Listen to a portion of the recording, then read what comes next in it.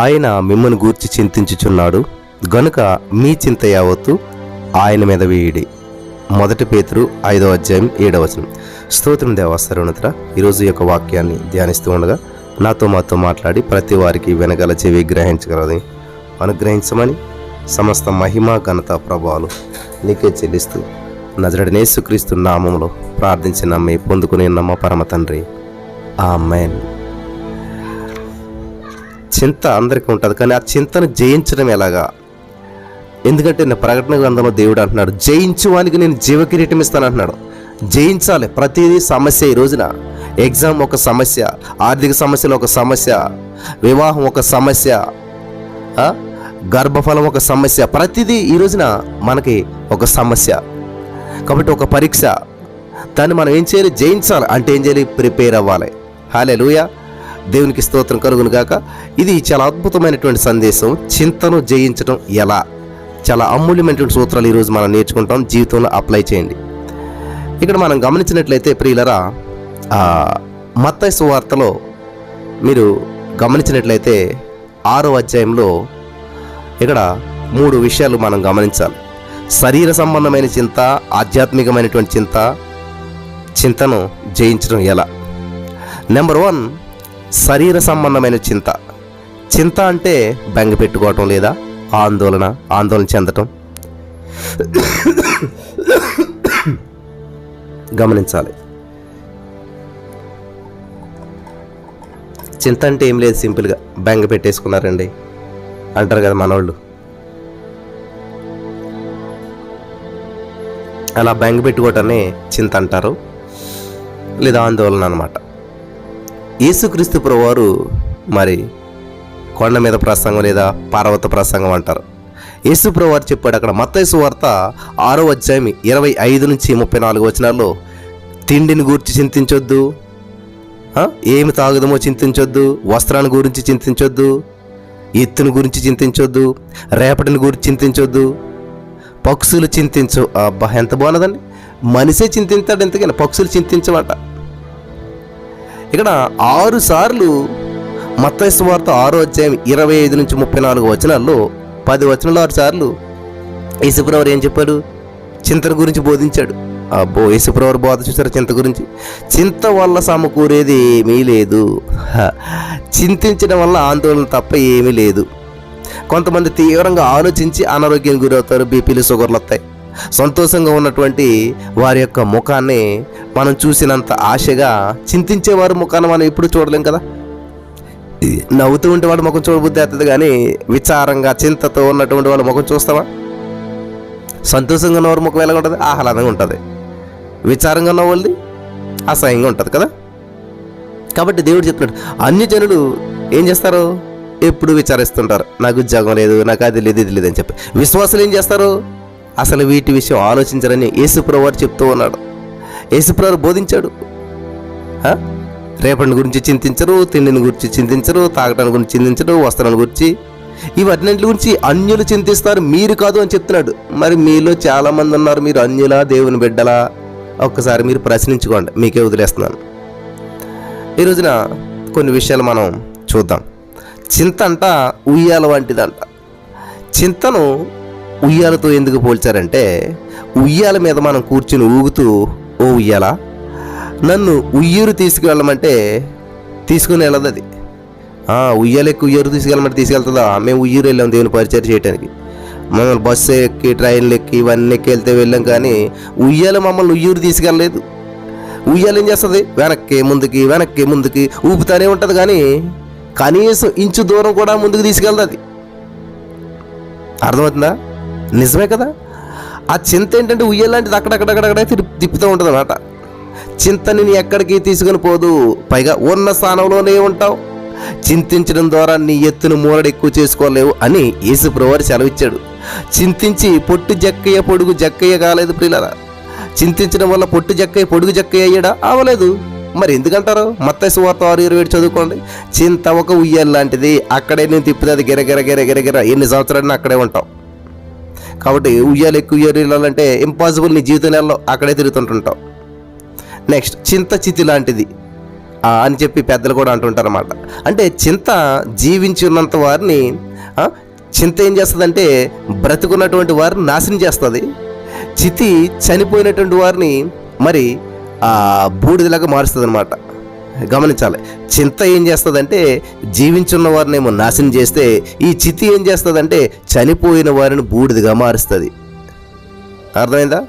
కాబట్టి చింత వల్ల వెంట్రుకలు త్వరగా తెల్లవవుతాయని చెప్పేసి డాక్టర్లు చెప్పారు, వైద్యులు చెప్పారు అన్నమాట.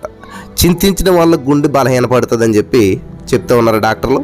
చింత వల్ల ఆందోళన పెరుగుతుందంట, అంటే బీపీ పెరుగుతుంది. చింతించే వారి శరీరంలో మార్పులు చాలా ఎక్కువగా జరుగుతాయంట. చింతించే వారి విషయంలో ఎక్కువ మంది స్కిన్ ఎలర్జీకి గురవుతారంట. చింత మొదట నీ మనసును ఆవరిస్తుందంట, కానీ అది క్రమేణా శరీరం అంతా పాకుతుందంట. అమ్మో, ఇంత ప్రమాదం ఉన్నదా బ్రదర్? ఎస్, వాస్తవం చెప్తున్నాను నేను. ఇవన్నీ డాక్టర్లు చెప్పిన మాటలన్నీ చెప్తూ ఉన్నాను, జాగ్రత్తగా మీరు వినాలి. చింత ఉయ్యల్ లాంటిది, ఎక్కడికి తీసుకెళ్తా నిన్ను. చింత చిత్తి లాంటిది, అంటే నేను బూడిచ్చేస్తుంది. చింత ముళ్ళ కంచె లాంటిది, అంటే ఒక మంచి నేలలో మనం విత్తనం వేసామనుకోండి, నేల సారవంతమైందే. అక్కడ ముళ్ళు ఉంటే ఏమవుతాయి? ఆ ముళ్ళు త్వరగా మొలిచిన విత్తనాన్ని అణిచివేస్తాయి. ముళ్ళు ఏం చేస్తాయి? మొక్కను ఎరగనీవు. అలాగే చింత కూడా అంతే. మన జీవితంలో చింత ఉంటే నీవు అంతకంతకు అణగద్రొక్కబడతావు, అభివృద్ధి చెందవు. జీవన సంబంధమైనటువంటి విచారముల చేత అణచివేయబడి పరిపక్వంగా ఫలించు అని యేసుప్రభువు సెలవిచ్చాడు. లూకా సువార్త 8:14. హల్లెలూయా.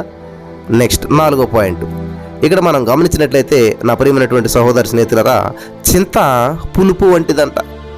పులుపు పాత్రను తినివేస్తుంది. పులుపు ఏం చేస్తుందంటే పాత్రను తినివేస్తుంది. అందుకే మహిళలు చింతపండును మంచి పాత్రలో నానవేస్తారు. గమనించాలి. చింతపండును ఏం చేస్తారు? మంచి పాత్రలో నానవేస్తారు. హల్లెలూయా. కాబట్టి ఇక్కడ ఎందుకంటే దానికి తినివేసే స్వభావం ఉంటుంది. కాబట్టి ఇది కొంచెమైనా కానీ ముద్దంతటిని పులిసేలా చేస్తుంది. ఇది కొంచెమైనా కానీ పాత్రనంతటిని తింటుంది. కొందరి కడుపులకు పులుపు వస్తువులు అసలే పడవు అనమాట. అలసటతో బాధపడే వారికి పులుపు పదార్థాలు సహించరు, వారికి అనారోగ్యం తెచ్చిపెడతాయి. ఒక వ్యక్తి ఇలాగనమాట, ముళ్ళు కాలికి గుచ్చుకుందని చింతించకు ప్రియమైన సహోదరి. ఒక ముళ్ళు నీ కాల్లో గుచ్చుకుందని చింతించకు, కంటిలో గుచ్చుకోలేదని దేవునికి కృతజ్ఞతలు చెప్పన్నాడంట. ఓ, ఎంత బాగా అన్నాడు మాట ఆయన. ఒక సేవకుడు ఏమన్నాడు తెలుసా? మిత్రమా, ఏమైంది? అదేనండి, నాకు ముళ్ళు కాల్లో గుచ్చుకున్నది, చాలా బాధ అనిపిస్తుంది. ఓ, దేవునికి స్తోత్రం చెప్పి ఎలా చెప్పమంటారండి? నా కాళ్ళు ముళ్ళు గుచ్చుకుంటేనంటే అప్పుడు అన్నాడంట ఆయన, ఓహో, కాళ్ళు గుచ్చుకుందా, కంట్లో గుచ్చుకోలేదు కదా నీకు? ఏంటంటే అలా మాట్లాడతారు? నిజమే, మరి కాళ్ళు గుచ్చుంది కాబట్టి తీసి పడేస్తావు, ముందుకు వెళ్ళిపోతావు. అదే నీ కంట్లో గుచ్చుకుంటే కన్ను పోయేది కదా. ఎన్ని విలువైంది, ఎన్ని లక్షలు పెట్టాలి నీకు? కాళ్ళు ముళ్ళు కాబట్టి తీసి పడేస్తావు, కొంచెం బ్లడ్ వస్తుంది, ముందుకు వెళ్ళిపోతావు. మరి ఏం చేయాలి?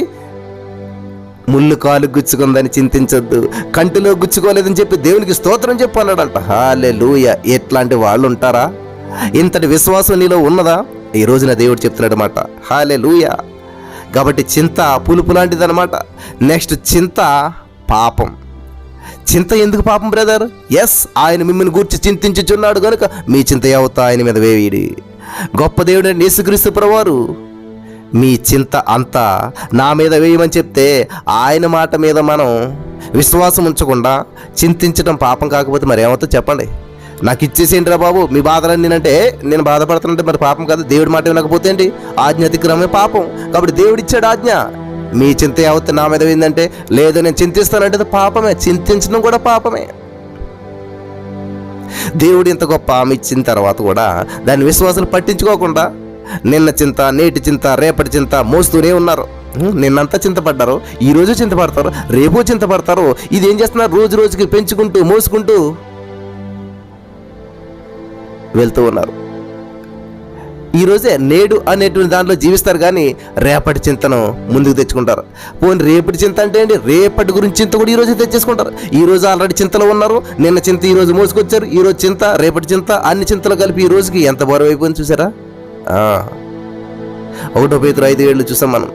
కొత్త సంవత్సరంలో మొదట వచ్చేసేటువంటి మాసాన్ని జనవరి నెల అంటాం మనం. అతను చలవికి ఎవరు అన్నారంట, పాత సంవత్సరంలో చేసిన అప్పులన్నీ కూడా అలాగే ఉండిపోతాయి, కాబట్టి జనవరి వారికి వర్రీగానే ఉండిపోతుంది. జనవరి అంటే ఏంటంటే అది వర్రీ. చూసారా? మీరు గమనించాలి. ఒక సేవకుడు అన్నాడంటండి, పాత సంవత్సరంలో చేసిన మరి అప్పులు అలా ఉండిపోతాయి, తీరితే ఏంటండి అని. కాబట్టి ఈ జనవరి అనేది వారికి ఏంటంట, ఈ జనాలందరికీ వర్రీగానే ఉండిపోతుంది. కాబట్టి చింతించట పాపం. దేవుని దృష్టిలో అది నేరం కూడా. రేపటిని గురించి చింతించడం తప్పు కాదు. తప్పు కదా?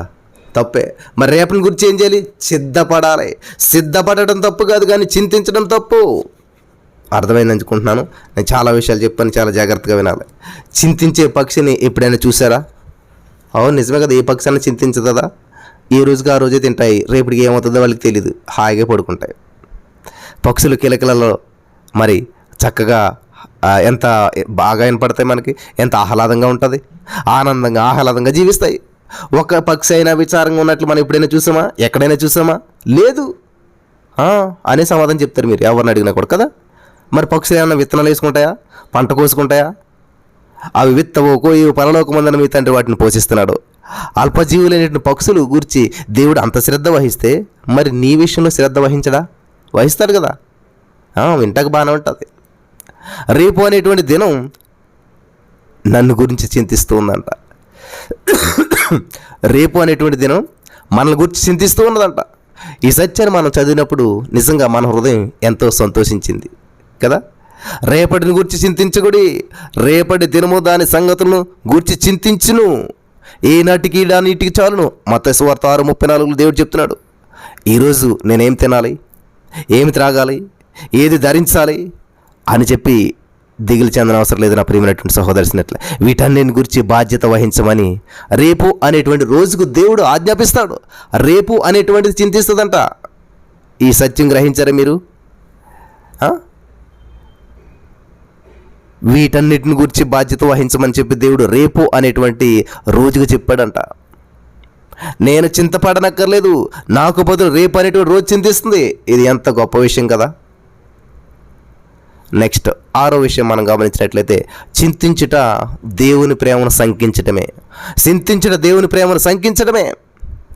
నిజమే బ్రదర్. ఈ వర్తమానం వింటున్న వాళ్ళంతా కూడా ఎలాగున్నారో చింతిస్తూనే ఉన్నారు కదా. అంత చింతలోనే ఉన్నారు. కాబట్టి క్రైస్తవ విశ్వాసులుగా మన నమ్మికను పక్కన పెట్టి చింతించడం, ఆందోళన చెందడం, దేవుని ప్రేమను, ఆయన వాత్సల్యాన్ని శంకించిన వాళ్ళు అవుతాం అనమాట. రేపటిని గురించినటువంటి విషయాలు ఆయన చూసుకుంటాడు.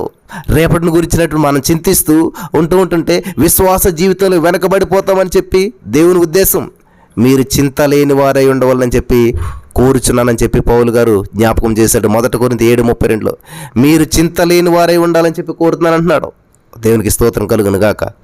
హల్లెలూయా. రాసుకున్నారు ఇవన్నీ కూడాను. 7వ విషయంగా మనం చూసినట్లయితే, చింత అల్ప విశ్వాసాన్ని తెచ్చిపెడుతుంది. చింతించడం వలన అల్ప విశ్వాసం వస్తుంది. మత్తయి సువార్త 6:30 మీరు చదువుకోండి. అల్ప విశ్వాసం అంటే బొత్తిగా విశ్వాసం లేకపోవడం కాదు. కొందరికి తమ యొక్క ఆందోళనలు, భయాలను జయించేటువంటి సంపూర్ణ నమ్మకం దేవుని మీద ఉండదు. చింత, నమ్మకం, నూనె, నీళ్ళు వంటివి అన్నమాట. అవన్నీ కూడా కలవవు. చింత, నమ్మకం, నూనె, నీళ్ళ వంటివి. ఈ నూనె నీళ్ళు ఎన్నడూ కలవు. మనం యేసు చెప్పినట్లు ఏ విషయంలోనూ కూడా చింతించకుండా జాగ్రత్త పడాలి. హల్లెలూయా. చింతతో నమ్మకం నమ్ముతానంటే ఉండదు. చింత, నమ్మకం ఎలాంటి అంట? నూనె నీళ్ళు లాంటివి అనమాట. నూనె నీళ్ళు ఎలా కలవో, నువ్వు చింతిస్తూ నమ్ముతున్నాను దేవుడు అంటే ఇంపాసిబుల్. నువ్వు చింతిస్తూనే నమ్ముతున్నానంటే ఇంపాసిబుల్. హల్లెలూయా. సో ఇప్పటి వరకు మనం చెప్పుకున్నవన్నీ కూడా ఏంటంటే చింతల్లో శరీర సంబంధమైనటువంటి చింతలు. ఇప్పుడు ఆధ్యాత్మికమైనటువంటి చింత అంటే ఏంటో చూసుకుని మనం ఊహించుకుందాం. ఆధ్యాత్మికమైనటువంటి చింత అంటే ఏంటంటే, ఇది మంచిది, దేవునికి స్తోత్రం కలుగును కాక. దేవునిలో, దేవుని సేవకులలో దీనిని మనం గమనించగలుగుతాం. ఏది ఆధ్యాత్మికమైనటువంటి చింత? శరీర సంబంధమైన చింత అనారోగ్యం, ఆధ్యాత్మికమైన చింత ఆరోగ్యం. హల్లెలూయా. నెంబర్ 1 దేవుని చింత. హల్లెలూయా. దేవుడి చింత. ఎస్, ఆయన మిమ్మల్ని గురించి చింతించుచున్నాడు కనుక మీ చింత యావత్తు ఆయన మీద వేడి. 1 పేతురు 5:7 మనం చదువుకున్నాం. మనం చింతించవలసినటువంటి అవసరం లేదు. ఆయన మనల్ని గురించి చింతిస్తున్నాడు. నిబ్బరంగా ఉండమని చెప్పి ఆయన అభయం ఇస్తూ ఉన్నాడు. ఆయన చేసిన పని నువ్వు చేయవసరం లేదు. ఆయన సిలువ ఎక్కాడు కాబట్టి నువ్వు సిలువ ఎక్కని అవసరం లేదు. ఆయన సిలువ వేసుకున్నాడు కాబట్టి నువ్వు సిలువ వేసుకోవాల్సిన అవసరం లేదు. ఆయన చేసిన పని నువ్వు చేయవలసిన అవసరం లేదు ప్రియులారా. ఆయన వేళ చెల్లించాడు నీ నా శాపాలకి. ఇంకా నువ్వు యాక్సెప్ట్ చేయటం మాత్రమే సరిపోతుంది, నువ్వు ఒప్పుకోవటం మాత్రమే సరిపోతుంది. ఇప్పుడు నువ్వు హాస్పిటల్లో ఉన్నప్పుడు ఎవరో వచ్చి నీకు బిల్లు కట్టారంటే ఆ బిల్లు పేపర్ నువ్వు చూపించుకుంటే సరిపోతుంది. నువ్వు మళ్ళీ బిల్లు కట్టవలసిన అవసరం లేదు. హల్లెలూయా. కాబట్టి యేసయ్య చింతిస్తున్నాడు ఆల్రెడీ, ఇంకా నువ్వు చింతించవలసిన అవసరం లేదు. నమ్ముతారా ప్రియులారా? యేసయ్య నీ గురించి ఆల్రెడీ చింతిస్తున్నాడు, ఇక నువ్వు చింతించవలసిన అవసరం లేనే లేదు. హల్లెలూయా. మొదటిది ఏంటంటే దేవుని చింత, రెండవది ఏంటంట దైవజనుని చింత. హల్లెలూయా. 2 కొరింథీ 1:8 అంటాడు కదా పౌలు గారు, ఇవియును గాక సంఘములన్నిటిని గూర్చినటువంటి చింత కలదని పౌలు భక్తుడు ఉద్బోధించాడు. అక్కడ పౌలు గారికి ఎన్నో సంఘాలు స్థాపించాడు, ఎంతో మందికి సువార్త ప్రకటించాడు. అభివృద్ధి చెందిన వారిని గురించి చింతించేటువంటి వాడు, అభివృద్ధి చెందే వారిని గురించి సంతోషించేటువంటి వాడు. దేవునికి స్తోత్రం కలుగును గాక. ఇది ఆధ్యాత్మికమైనటువంటిది, దేవునికి ఇష్టమైనటువంటిది కూడా. హల్లెలూయా. ఫిలిప్పీలారా, మీ క్షేమ విషయమై నిజంగా చింతించువాడు అతని వంటి వాడు ఎవడనూ నా యొద్ద లేడని తిమోతిని గురించి పౌలు గారు సాక్ష్యం ఇచ్చాడు ఫిలిప్పీ పత్రిక 2:20లో. ఈ చింత ప్రోత్సహిస్తుంది, పురుకొల్పుతుంది. హల్లెలూయా. ఈ చింత మంచిది, ఈ చింత ఆధ్యాత్మికమైనటువంటి చింత. చివరగా చింతను జయించడం ఎలాగా, ఈ మాటలు చెప్పి నేను ముగిస్తాను ప్రియులారా. చింతను జయించడం ఎలాగా అని మనం చూసినట్లయితే దీని విషయం పౌలు భక్తుడు ఒక గొప్ప సత్యాన్ని మనకి ఉద్బోధించాడు. హల్లెలూయా. దేని గురించి చింతపడకుడు కానీ ప్రతి విషయంలోనూ ప్రార్థనా విజ్ఞాపనముల చేత కృతజ్ఞతాపూర్వకంగా మీ విన్నపములు దేవునికి తెలియజేయడు. అప్పుడు సమస్త జ్ఞానమునకు మించిన దేవుని సమాధానం యేసుక్రీస్తు వలన మీ హృదయములకును మీ తలంపులకును కావలి ఉండెను. హల్లెలూయా. దేవునికి స్తోత్రం కలుగును గాక. ఫిలిప్పీ పత్రిక 4:6 చూసినట్లయితే చింతను జయించడం ఎలాగో ఒక అద్భుతమైనటువంటి సూత్రాన్ని పౌలు గారు అక్కడ రాసి పెట్టాడు. కాబట్టి మళ్ళీ చదువుతాను, మీరు వినండి ప్రియులారా. దీని విషయం పౌలు భక్తులు ఎంత గొప్పగా సత్యాన్ని బోధిస్తున్నాడు మనం జ్ఞానం చేసుకోవాలి. చదువుతున్నాను వినండి. దేనిని గురించి చింతపడకొడి కానీ, వింటున్నారా? దేనిని గురించి చింతపడకొడి కానీ మరి ఇచ్చారట, ప్రతి విషయంలోనూ ప్రార్థన విజ్ఞాపనముల చేత కృతజ్ఞతాపూర్వకంగా మీ విన్నపములు దేవునికి తెలియజేయడు. అప్పుడు సమస్త జ్ఞానమునకు మించిన దేవుని సమాధానం యేసుక్రీస్తు వలన మీ హృదయములకును మీ తలంపులకును కావలి ఉండును. హల్లెలూయా. దేవునికి స్తోత్రం కలుగును గాక. ఇక్కడ చింతకు విరుగుడిని గురించి పౌలు గారు ప్రబోధించాడు. ఏంటంటారు? నెంబర్ 1 ప్రార్థన, నెంబర్ 2 విజ్ఞాపన, నెంబర్ 3 కృతజ్ఞత. 3 విషయాలు చెప్పాడండి. చింతకి విరుగుడు 3 విషయాలు చెప్పాడు. గుర్తుపెట్టుకోవాలి మీరు అందరూ కూడా. ఈ 3 విషయాలు మీరు గుర్తుపెట్టుకుంటే ఖచ్చితంగా మీరు చింతన చేయిస్తారు. హల్లెలూయా. దేవునికి స్తోత్రం కలుగును గాక. ఈ 3 విషయాలు మీరు గుర్తుపెట్టుకోవాలి. నెంబర్ 1 ఏంటండి? ప్రార్థన, నెంబర్ 2 విజ్ఞాపన, నెంబర్ 3 కృతజ్ఞత. సరే, ఈ 3 గురించి సింపుల్గా చెప్పి నేను ముగిస్తాను. ప్రార్థన అంటే ప్రప్రథమంగా దేవుని అడుక్కోవడం ప్రార్థన. మన అవసరతలు, మన ఆరోగ్య విషయాలు, మన అక్కర్లు, మన కుటుంబ విషయాలు ఎవరికి కూడా చెప్పకుండా ముందే దేవునికి చెప్పుకోవడం ప్రార్థన. ఎవరితోటి చెప్పుకోవడం కాదు, దేవుడితో చెప్పుకోవడం ప్రార్థన. మనకున్న ప్రతి అవసరత దేవునితో చెప్పుకోవడం ప్రార్థన. దేవునికి స్తోత్రం కలుగును గాక. కాబట్టి విశ్వాసి ఊపిరి ప్రార్థన. ప్రార్థనలో మనం గడిపితే మన చింత ఉండదు. చింతన జయించడానికి పౌలు చెప్పినటువంటి మొదటి సూత్రం ప్రార్థన. హల్లెలూయా. ప్రార్థించేవారుగా ఉన్నారా మీరు? ప్రార్థించేవారికి చింత దగ్గరికి రాదంటండి. హల్లెలూయా. ప్రార్థనలో గడిపితే మన చింత ఉండదంట. ప్రార్థనలో గడిపే వారి చింత ఉండదు. హల్లెలూయా. రెండవది విజ్ఞాపన. చింతన జయించడానికి పౌలు గారు చెప్పిన రెండవ సూత్రం విజ్ఞాపన. కొంతమంది ఎల్లప్పుడూ కూడా ఇతరుల కొరకు ప్రార్థిస్తూనే ఉంటారు. సంఘముల కొరకు ప్రార్థన చేస్తారు, నాయకుల కొరకు ప్రార్థన చేస్తారు, కాపర్ల కొరకు ప్రార్థన చేస్తారు. ఇలా విజ్ఞాపన చేసేటువంటి ఆత్మను పొంది ఉంటారు చాలామంది. హల్లెలూయా. హన్నా గారు ఇటువంటి ఆత్మను పొందింది.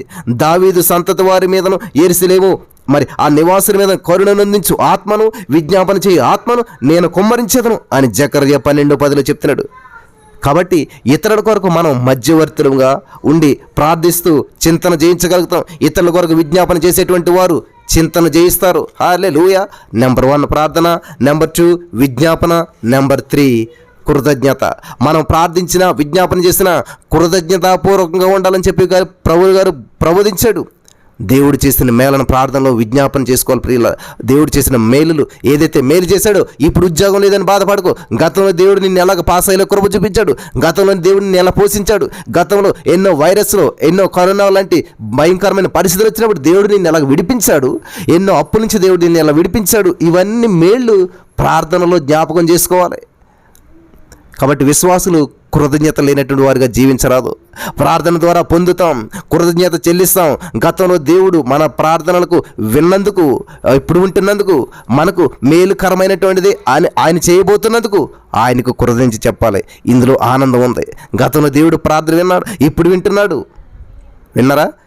దేవా, గతంలో నా ప్రార్థన విన్నావు, ఇప్పుడు కూడా నా ప్రార్థన వింటున్నావు, ఇక కూడా మేలుకరమైంది నాకు ఆల్రెడీ నువ్వు చేస్తూ ఉన్నావు, భవిష్యత్తులో నాకు చేస్తున్నావు అన్నట్లని బట్టి నీకు కృతజ్ఞతలు. గతంలో విన్నందుకు, ఇప్పుడు వింటున్నందుకు, నాకు రేపు కూడా నా ప్రార్థనకు జవాబు ఇస్తున్నందుకు నీకు అడ్వాన్స్డ్గా కృతజ్ఞతలు చెప్తూ ఉన్నాను. థ్యాంక్ యూ జీసస్ అని చెప్పడం అన్నమాట.